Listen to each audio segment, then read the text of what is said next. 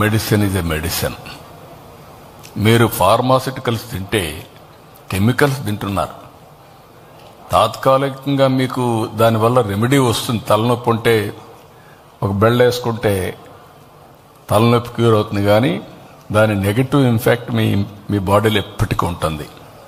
లేదు మీకు heart problem వచ్చింది, ఆపరేషన్ చేసుకుంటే ఆపరేషన్ చేసుకున్నాక మీ హార్ట్ ఇదే ఎక్కడికక్కడ ఆపరేషన్ చేసిన హార్టే, ఏ పార్ట్ కట్ చేసినా అంతే. కాబట్టి ఒరిజినల్ దీన్ని కాపాడుకోవాలంటే అందరిలో మన కోసరం మనం కొంత టైం స్పెండ్ చేయాలి.